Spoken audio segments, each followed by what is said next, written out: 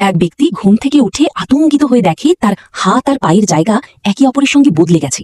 দৃশ্যটি দেখে সে এতটাই ভয় পেয়ে যায় যে কিছুক্ষণ বোবা হয়ে বসে থাকে। পরে নিজেকে বুঝিয়ে ভাবে নিশ্চয়ই এটা কোনো দুঃস্বপ্ন। সে আবার শুয়ে পড়ে, আশা করে ঘুম ভাঙলেই সব স্বাভাবিক হয়ে যাবে। কিন্তু ঘুমানোর আগেই তীব্র দুর্গন্ধে তার অবস্থা খারাপ হয়ে যায়। তখনই সে বুঝতে পারে বিষয়টা সত্যি, এটা কোনো স্বপ্ন নয়। ঠিক সেই সময় তার বোন দরজা খুলে ভেতরে এসে তাকে নাস্তা খেতে ডাক দেয়। ভয়ে সে তাড়াতাড়ি অজুহাত দেয় যে তার শরীর খারাপ, তাই বিছানা থেকে উঠতে পারছে না।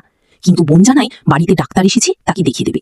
এই কথা শুনে লোকটি আরো ঘাবড়ে যায়, কারণ ডাক্তার যদি তার এই অদ্ভুত অবস্থা দেখে ফেলে তাহলে হয়তো তাকে গবেষণাগারে নিয়ে যাবে। তাই সে দ্রুত বলে এখন সে ভালো আছে। কিন্তু বোন তার কথা বিশ্বাস না করে ডাক্তারকে ওপরে নিয়ে আসে। বাঁচার জন্য লোকটি তাড়াহুড়ো করে লুকানোর জায়গা খুঁজতে থাকে, কিন্তু তার আগেই ডাক্তার ঘরে ঢুকে পড়ে। তখন সে অদ্ভুত ভঙ্গিতে দাঁড়িয়ে বলে যে সে কঠিন ধরনের যোগ ব্যায়াম অনুশীলন করছে। দূর থেকে দেখে সত্যিই ব্যাপারটা বিশ্বাসযোগ্য লাগছিল। ডাক্তার তার স্বাভাবিক আচরণ দেখে মনে করলো সব ঠিক আছে এবং বোনকে নিয়ে নিচে চলে গেল। লোকটি স্বস্তির নিঃশ্বাস ফেলতেই ডাক্তার বুঝতে পারে তার টুপি ঘরে পড়ে গেছে। আবার ঘরে ঢুকতেই লোকটি